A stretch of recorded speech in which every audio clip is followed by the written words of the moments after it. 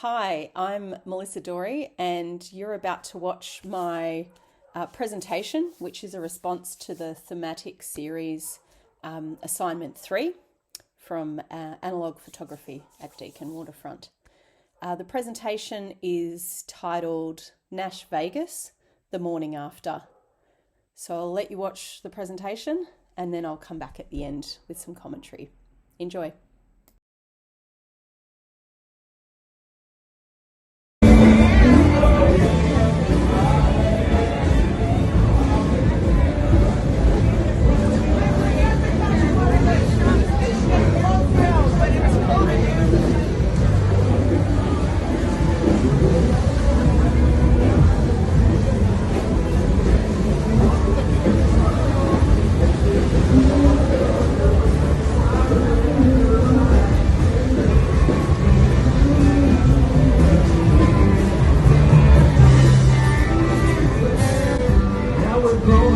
She's my wife. Still like 2 kids with stars in our eyes.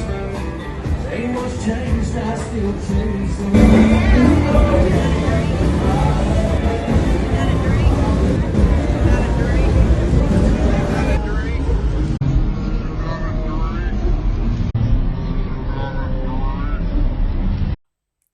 I hope you enjoyed the presentation. So Nashvegas, the morning after, it's a selection of 10 images that depict downtown Nashville in the early morning around 7 a.m. I was there for most of the images. Downtown is known as Nashvegas to the locals in Nashville. And it's a really chaotic kind of party street with bars and shops lined all the way down. It's a big destination for bachelorette parties. And they hire out trucks where they can dance in an open back truck with music and drinking. And so there's lots of young people partying, but then families, tourists, older tourists. You kind of see family shopping, dads just walking around with a whiskey in the middle of 11 a.m. while the kids look at cowboy boots and things like that. Lots of drunk people riding electric scooters around the city and to get downtown. There are cover bands in every bar, so it's kind of like bar, shop, all the way down the street. And these cover bands, they're on all day, all night, and they play just for tips. And in Nashville, everyone you meet is in the music industry in some way, shape or form, or wants to be. And I kind of wondered about even these cover bands. I felt a bit sad, did these people come to Nashville with aspirations of a career in music and then ended up just churning out really dull, predictable covers all day, every day for drunk tourists. So there was lots of debauchery and partying, but it kind of made me feel a bit sad and there's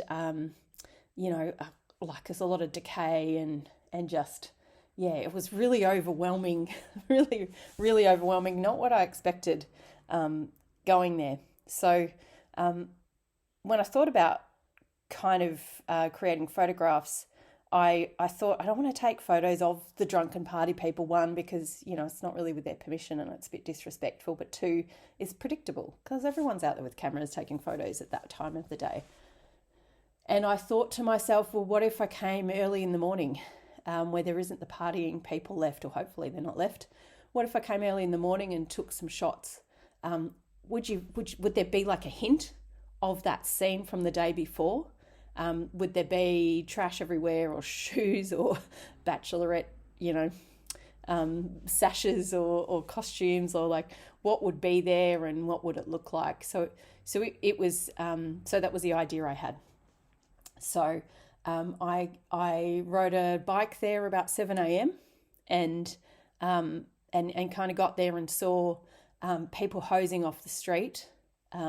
Huge hoses just watering all the concrete down, and people scaffolding and roadworks and witches' hats kind of set up to just quickly fix things or clean windows or whatever they needed to do, because in just a couple of hours' time it'd all start again. It's kind of every day there, weekends, weekdays, it's non-stop.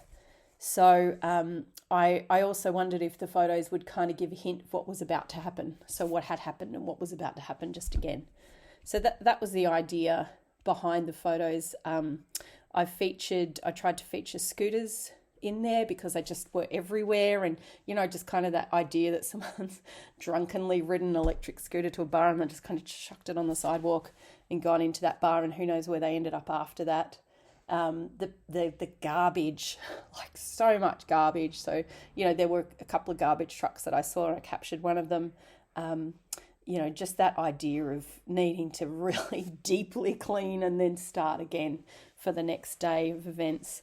That's kind of what I hope to capture. I had several ideas, and I was keen on kind of, picking up on the surprising elements or the unknown elements or the non-Instagrammable moments of my holiday. And I did try a couple of different ideas and themes and focused on different locations. But I did feel like the Nashville story was going to be the one, but it was when I saw my 3 roles developed that story just leapt out at me. So to kind of come up with that idea and to work in that way, my initial research was the work of Martin Parr, so things like the Kentucky Derby or his Bondi series. He in one of the interviews I saw, he did talk about tourism and that expectation versus reality kind of situation, how you kind of focus on what was unexpected. So you went there expecting to see the big landscape. Did you expect to see all the people begging or, whatever else was going on? But I was also really mindful of being respectful of people and not judgmental. I also researched William Eggleston and just the way he kind of says, look, I'm not your typical Southern photographer, like chickens on the porch, farming thing. He tries to look for those things that are unexpected or surprising as well. So that was kind of my initial research point. While I was away, I visited the Getty Center in Los Angeles, and I saw the exhibition Kawenya, which is a group of photographers, I think in the kind of 70s. I'm just laughing at my pronunciation of that Kenyan word. And so I'll provide the reference in my artist essay. But these were African-American photographers that formed a collective and were really dedicated to showing a non-stereotypical view of their culture and their life and their people. So, and their work's highly politicised, obviously, and they were all kind of activists as well. While my work's not political in that sense, and I'm not coming from a marginalised community, I again just saw that, Melissa, look for the things that aren't typical, what people aren't really stopping to take photos of, or what might be more interesting to consider, or what's the opposite of what someone would take a photo of. So that was that. I spent a lot of time in that exhibition reflecting on that. And then while I was at the Getty, I picked up a copy of Sophie Cahl's book, The Hotel. I think I'm pronouncing her surname right.